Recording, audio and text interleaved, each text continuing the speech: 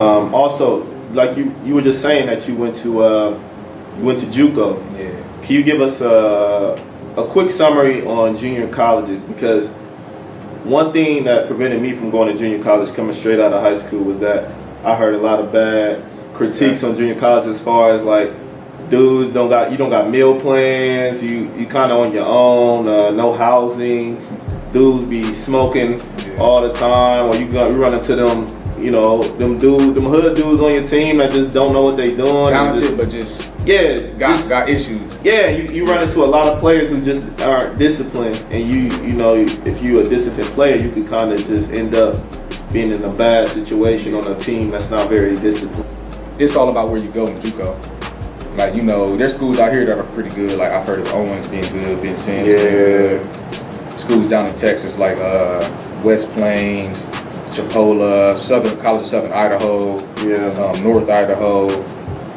There's tons of schools. What's another one? Indian Hills, Marshalltown out of Iowa. There's a lot of schools that have quality education, good coaching, connections, meal monies, food, living expenses being taken care of.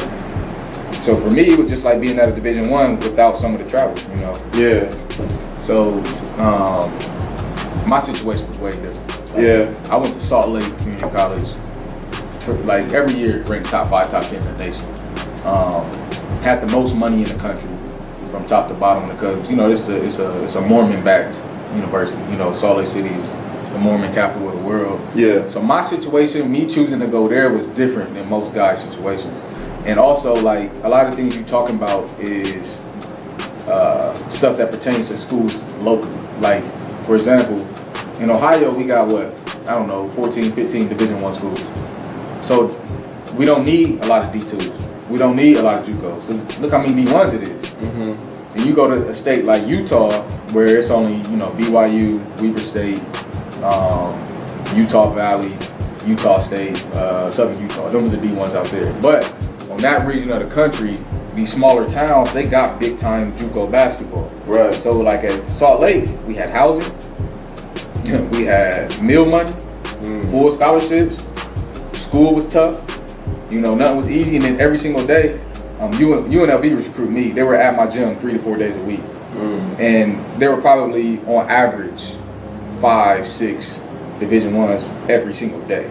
Oh wow! I'm talking on average, and that's not even counting Division IIs. So our situation was different. No, that's about it. So you just got to be very particular about. Got to do your research. Do your research. Yeah, that's one thing that we'll definitely get into as far. And this is a secret too. Yeah. So let's say, I don't know. Let's say Ohio Dominican is recruiting you. Right. Division II school here in Columbus. And you tell them, obviously they know the kids that want to go D1. Like you develop a relationship with these guys over time. And a lot of these coaches know if they should have you or not. Right. So like, don't be afraid to ask your coaches. Like if you really feel like you're a Division I kid and you fully believe in yourself and you're good enough putting the numbers up, tell them like, hey coach, I like your school as well, but my dream is to really play Division I. They get it. They Division II coaches. They know. Mm-hmm. And ask them like, look, I want to go D1, but do you know any JUCOs that are credible that will help me get to where I want to go? And if worst case scenario, y'all can follow me for a year or two as well. Yeah. Don't be afraid to ask these schools these questions. Yeah. Use them as resources because colleges and college coaches know who the good college coaches are. They know who the good people are. They know the facilities. It's their job to know. So like that's what I did. When I was leaving Wright State, I was getting recruited by Indiana State and Southern Illinois. And I asked them, what's the best place for me to go? I don't want to sit out a year. My situation was unique because I was coming off an injury. So I had to sit out the injury year at Wright State, and then I would have to sit out a transfer year if I went to Indiana State. Right. So Southern Illinois and UNLV sent me to Salt Lake.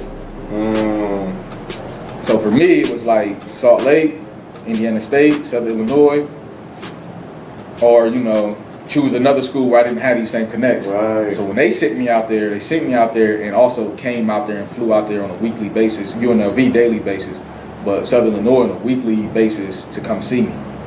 So that's why I went, That's dope. And that's when I also knew That's like they knew what they was they weren't gonna put me in a bad situation, because if they want me to come to their school the next year, why would they send me to some place where I can't get no meals, or I'm living on the floor and all this nonsense? So there was like little secrets that people don't know about. You know. You just